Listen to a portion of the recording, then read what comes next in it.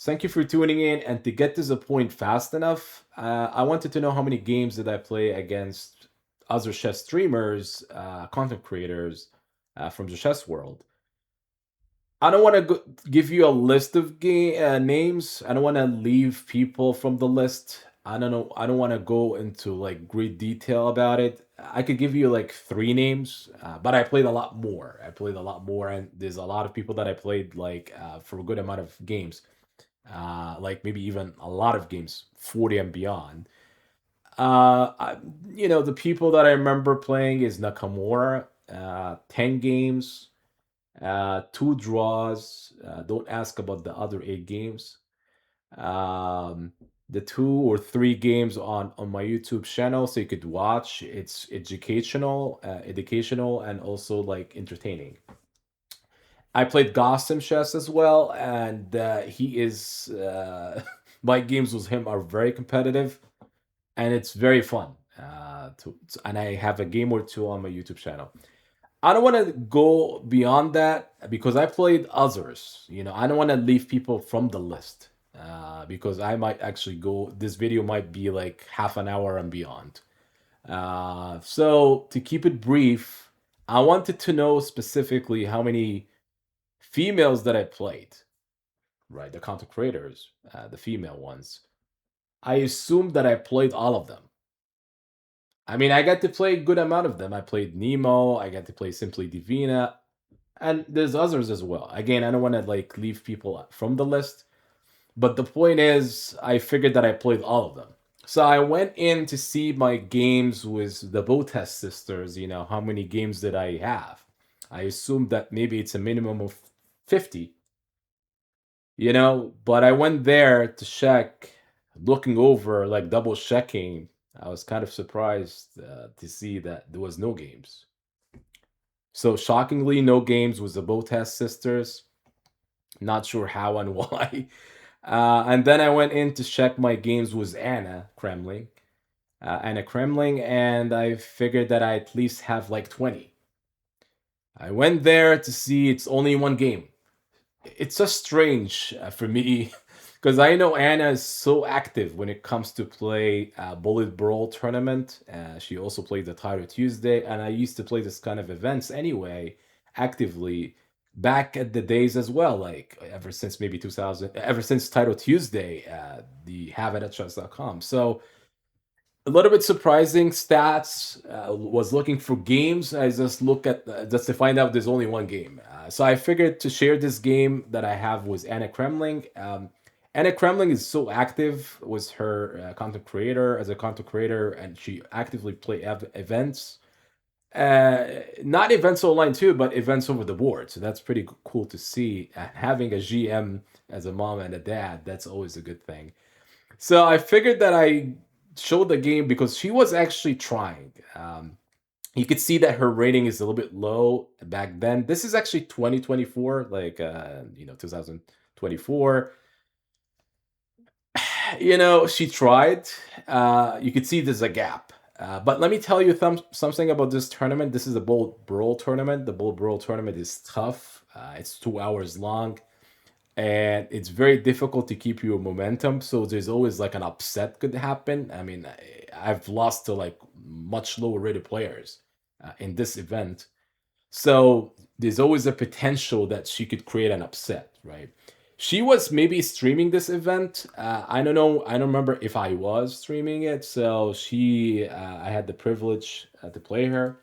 It's always good to play females that are really playing the game actively and they want to improve. She's one of them, along with the others as well. So I don't want to leave people from the list, but there's a lot. I mean, there's a lot females that they play the game and they continue want to improve, which is good to see. Even if they're playing it for casually, it's okay. We always support females when it comes to like playing the game. Don't laugh about this move. I used to play ace. I did not really intentionally play this move for Anna or anything.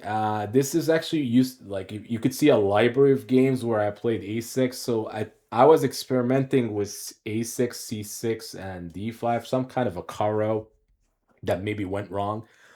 So this is something that I've been doing for a lot of games at some point. So she played c4 and I played c6, going with my idea. Knight c3, and then d5 is coming, right? So d5, I'm assuming the next move is a pre-move by me. I am known to like do a lot of pre-moving, which is the reason why I'm maybe not 3,000 yet. I'm averaging between 26 to 2,800. So, I played knight f6. I'm assuming this is a pre-move that I did not really feel like she's gonna take on d5. So knight f6, and now she's up a pawn. This is a clear pawn. I don't think there's a compensation. There might be for black, but with the right play, white should be winning, right? So e3, which is good enough, defending the pawn. And I played bishop g4, and she played bishop e2. If you're up a pawn, what do? You just trade. And here I traded, which is not fun, considering she has a pawn. Pawn could mean that if she traded everything, maybe that pawn becomes a queen, right? So I traded. She took back e5. This move is okay. She could still take or push. It just feels like e5 is not the right way to play. I believe that her move is pretty strong, and it makes a lot of sense. Just d5. There's two issues with this move for black's perspective. So first of all, here, this is a pawn that being pushed. This feels like it's a pass pawn right now. It is a pass pawn, right? So it's like a pass pawn. And my knights are not really, that has to move. I mean, I felt like my knight is good on c6. Now it has to move to knight e7. It's not a good idea for, to see that happening. All Anna had to do, Anna had one move that she has to do, and she could just play e4. And now that's like really, she would have the advantage moving forward. Probably good winning chances, to be honest, because now e4 would support the pawn at d5, which happens to be passive, right, at this point. And it would be a difficult game, right? So she castled. Maybe she wanted to castle fast. She sadly have to. She give me back the pawn. Believe it or not, even though she give me back the pawn, this queen b3 is a strong move. I believe here white is still active. Queen b3 is also creating rook d1. If I were to play, let's say, bishop e7 or something, maybe rook d1 is coming in and then she might be winning. There's e4. How could I defend the knight? You cannot move the knight if rook d1 happened because the queen is on d8. You would lose a queen should you move the knight. So I took, she took back. I felt like the next move is coming fast enough by her is rook d1. So if I play bishop e7, she would still play rook d1. Active rook, no open file, which is very good. So I figured that I have to move out of the way, pretty much. So if she plays rook d1, which I think she will, she did play this move. So rook d1, and I played here. So I was basically saying, well, okay, rook d1 is a good move. I play rook c8, which is like kind of like a semi-open file. And then she played queen e4. So this is a decent move, and I felt like maybe I could go to an ending game. I actually felt like she had to take.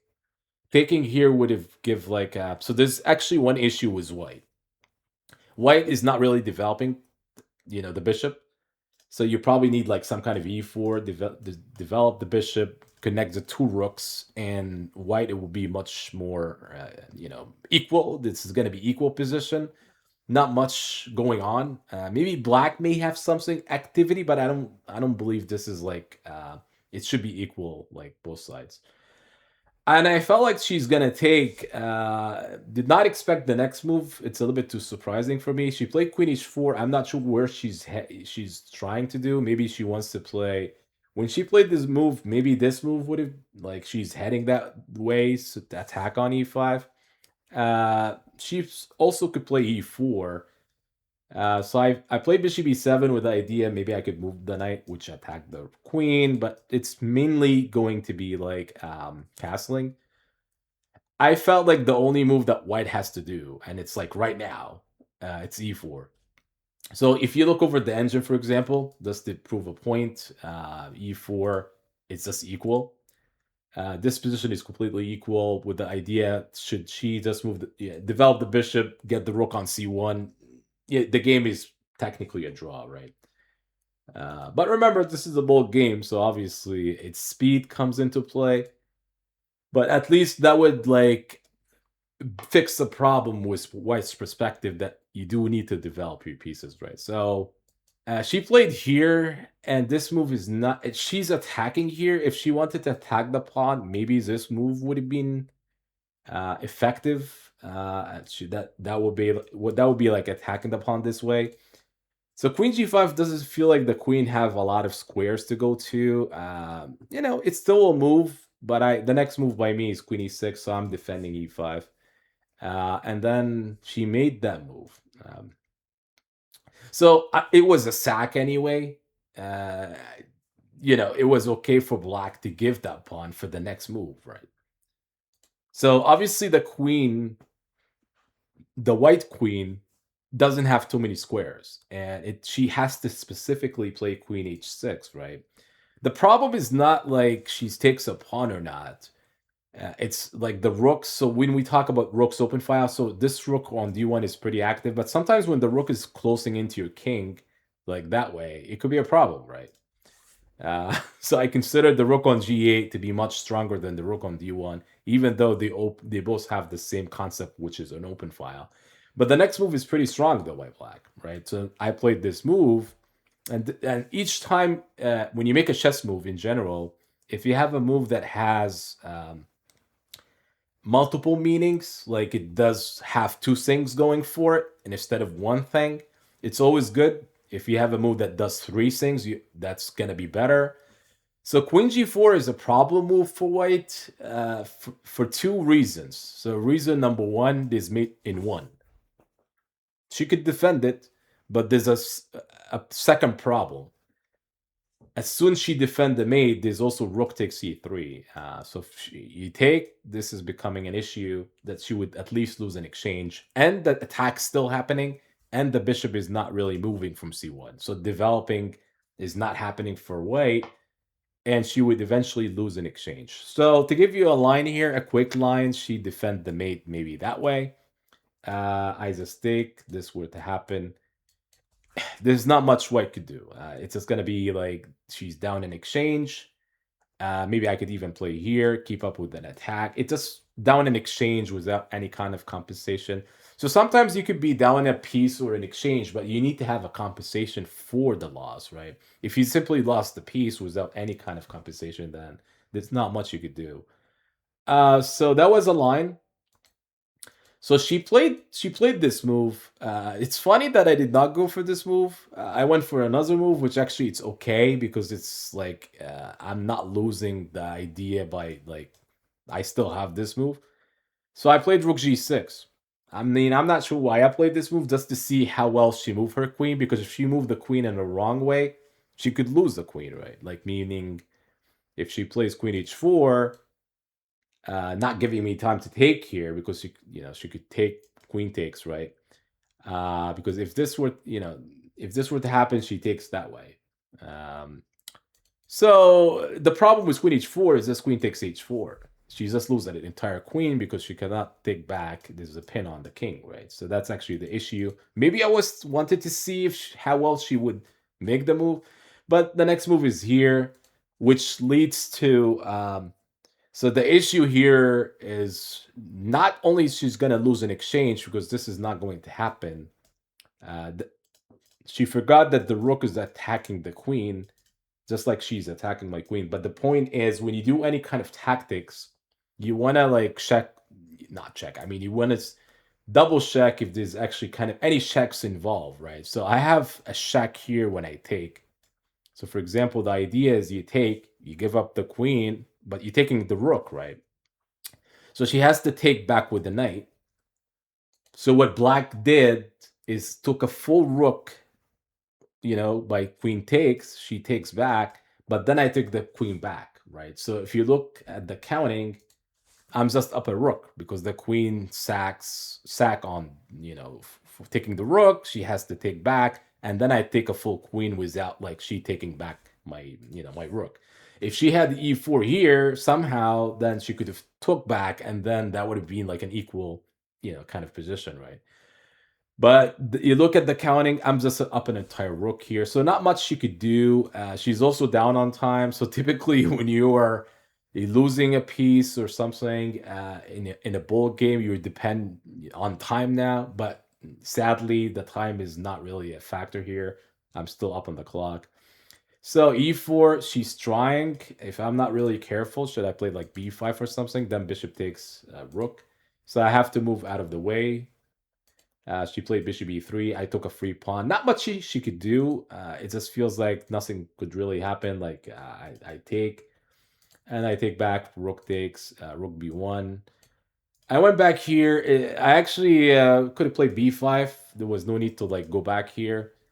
And then she played here. I played here. Not much to do. I mean, all black has to do is like exchange a lot of pieces if possible, or just simply like move pawns to try to like promote. It's probably exchanging here makes a lot of sense, right? So this move happened, and I think here black has like a really strong move here. Supposedly, I missed this move. So this move would have been better. You just take more pieces here. If she probably cannot really take, because if she takes, it's like check here. Again, any type of tactics, you want to check for checks, right? Each time a tactic, most of the time there are a lot of like tactics involving check, right? So check first, and then she could move here and then lose. She could lose another piece here, which would be difficult. I mean, a lot difficult than the position she's in right now. So I did not do it. I took this way, which giving her back, she's only down like a piece, which is a bishop, but obviously this is still winning. So it's okay to play this kind of stuff, especially when it comes to bullet. As long you could win, like it's okay for black to do this as long he could win. But if you only have one tactic to do in a specific game, in order to win a game, you need to find this one tactic. You do have to find it. So you have to have some precision when it comes to like solving tactics. But here it's okay because I'm already up, right? So that's okay because I took here anyway. And rook f3. So this is not, she cannot really do much. A little bit of couple moves. I took here. Rook takes, rook check, king here, move here. So now I was looking for mate. Some kind of mate, f3, she took here, and then the mate really came in supposedly here. Maybe the stalemate could, potential, but so king f4, she has to step in here, and then there's a mate happen here. So it's still a competitive game. Looking at the gap, it is not impossible for somebody who might be 2100 to 2200 to beat somebody higher up, especially in a tournament like this, like Bullet Brawl tournament. Considering 2 hours, a mouse slip potential, you might be getting tired. So she could create an upset, right? It's not like she cannot. It's still a competitive game. I'm looking forward to play Anna more, to play the other females as well. Like, how can I only have one game with her? That's not really cool, right? So having more games, that adds to the experience for her or for me as well.